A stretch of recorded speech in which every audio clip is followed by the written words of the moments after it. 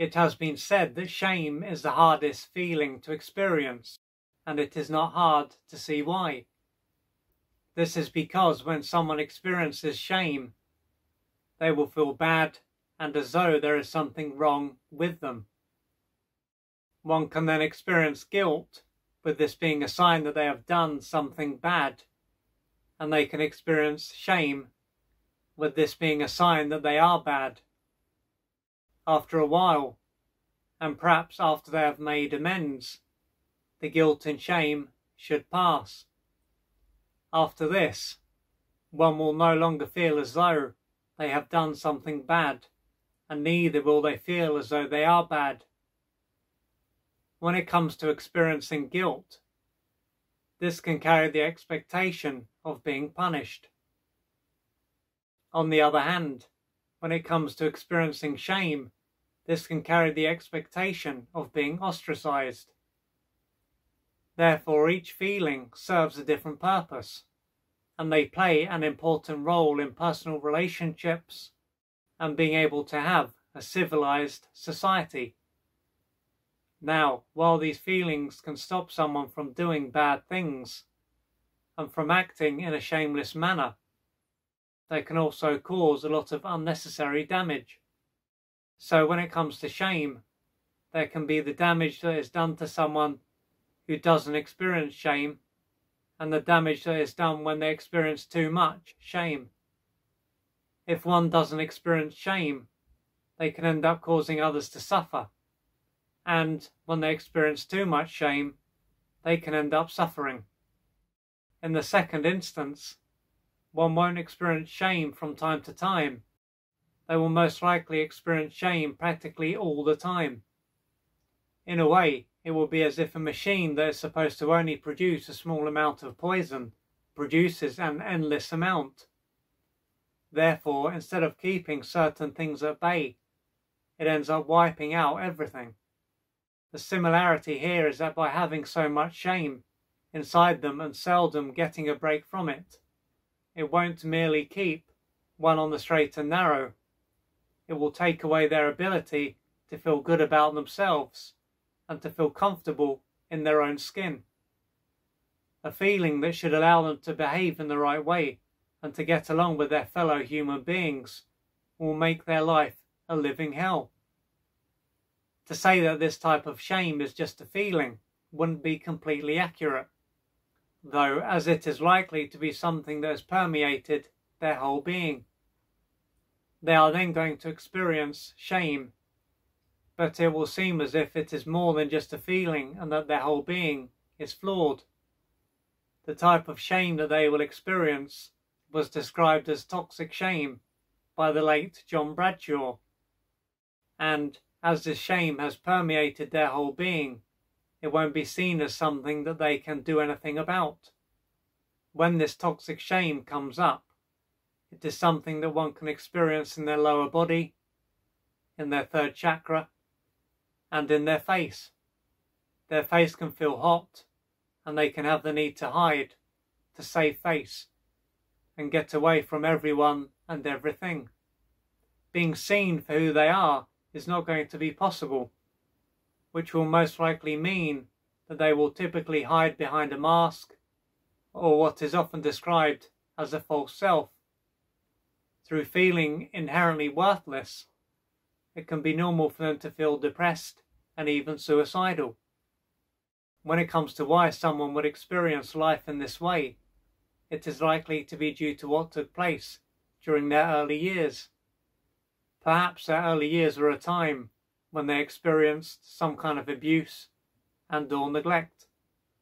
This would have been a time when they were egocentric, causing them to take everything personally. What happened wouldn't have been seen as a sign that there was something wrong with their parent or parents. It would have been seen as a sign that there was something wrong with them.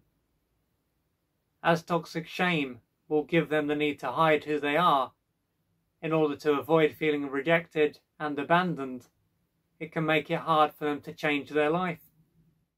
Opening up to others, the very thing that will allow them to change their life, will be the very thing that they don't want to do. Ultimately, toxic shame can only exist in hiding. It can't handle being brought into the light or the loving presence of others. Still, this doesn't mean that one can let go of all their toxic shame in one go. One way of looking at toxic shame would be to say that it is made up of many different layers.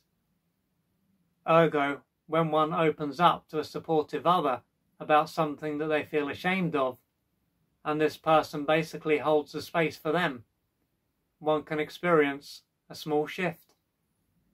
It might not seem as though anything has happened, but one will have taken the first step to building the bridge between them and others.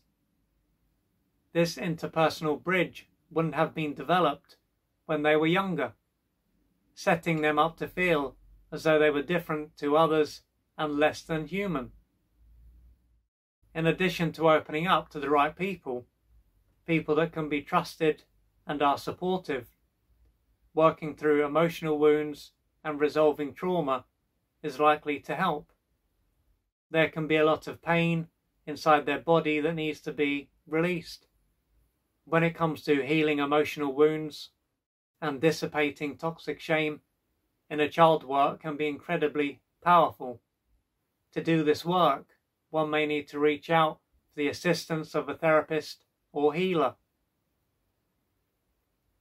If you can relate to this, if you are carrying a lot of toxic shame, then please know that this doesn't mean that there is anything inherently wrong with you, that you are bad, that you are worthless, that you are less than human, or that you are nothing. It simply means most likely that the interpersonal bridge, as I've said, was not able to develop with one or both of your parents, and this then caused you, also as a result of perhaps abuse and or neglect, this then caused you to disconnect and to experience a lot of pain. You would have been overwhelmed, and your brain would have automatically repressed how you felt and the arousal that you experienced. And of course there would have been the beliefs that you formed about yourself, about your own value, about others, about how the world is, about how other people will treat you. So there would have also been your expectations that were formed as well. But the main thing now is that you reach out for the assistance that you need, because as they say, we are only as sick as our secrets. And through opening up to the right person or people and working through your pain, you will gradually be able to let go of the toxic shame that is inside you, to move out of having a shame-based identity and to gradually develop a felt sense of worth, love, and so gradually you will be able to feel good about yourself. Yes, it is possible. But the main thing is that you don't give up on yourself and you do what you need to do to gradually change your life. If you would like to find out more about the services that I offer, please go to www.oliverjrcooper.co.uk or email me at info@oliverjrcooper.co.uk, and I'm looking forward to assisting you on your journey.